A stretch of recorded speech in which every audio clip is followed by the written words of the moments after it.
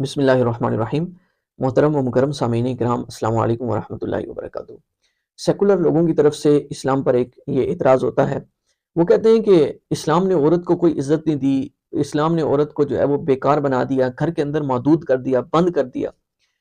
تو ہم انشاءاللہ تعالیٰ اس کا جواب دیں گے، اور بالخصوص خواتین اس پر غور و فکر کریں کہ اسلام نے آپ کو کیا کیا عزت عطا فرمائی۔ چند چیزیں میں آپ کو گناتا ہوں کہ جو اسلام نے آپ کو عزت عطا فرمائی۔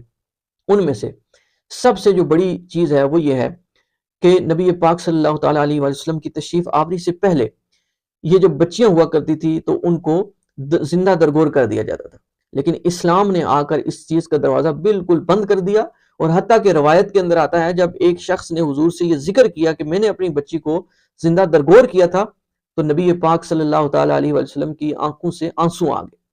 تو یاد رکھیں کہ اسلام نے یہ عزت عطا فرمائی کہ آپ کی زندگی جو ہے وہ ان لوگوں نے داؤ پہ لگائی ہوئی تھی، تو جب زندگی داؤ پہ لگائی ہوئی تھی، انسان نے واپس زندگی عطا فرمائی، اس سے بڑی اور عزت کون سی ہو سکتی ہے؟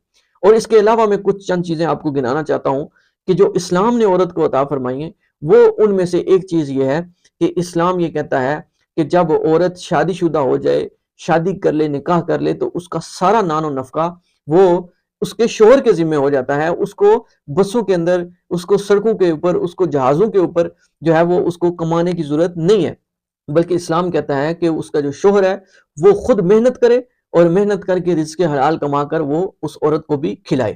اس سے بڑی اور رسپیکٹ کیا ہو سکتی ہے؟ اس کے علاوہ میں مزید کچھ چیزیں گنانا چاہتا ہوں۔ ایک یہ یاد رکھیں کہ عورت کو اس کے والدین کی جائیداد سے بھی حصہ ملتا ہے، اسلام دیتا ہے۔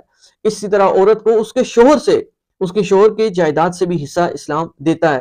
اسی طرح ماں عورت ہوتی ہے اور باپ جو ہے وہ مرد ہوتا ہے، تو یاد رکھیں کہ ماں کی فضیلت جو ہے وہ باپ سے زیادہ ہے، یہ بھی فضیلت عورت کی ہے۔ اسی طرح اور اگر میں کچھ جو ہے وہ گنانا چاہوں تو اس میں ایک یہ بھی آ جائے گی کہ جب عدت گزارتی ہے عورت طلاق کی، تو اس صورت میں نان و نفقہ شوہر پر ہوتا ہے۔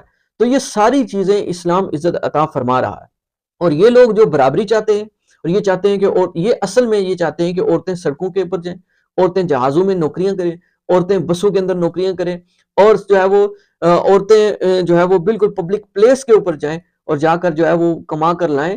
یہ صرف یہ چاہتے ہیں، جبکہ اسلام کہتا ہے کہ اسلام عورت کو سیو کرتا ہے کہ آپ گھروں کے اندر ٹھہری رہیں، وَقَرْنَ فِي بُيُوتِكُنَّ، کہ گھروں میں ٹھہری رہیں، اور آپ کے جو شوہر ہیں اور آپ کے گھر جو مرد ہیں وہ کمائیں اور کما کر آپ کو کھلائیں۔ اس سے بڑی عزت کوئی نہیں ہو سکتی۔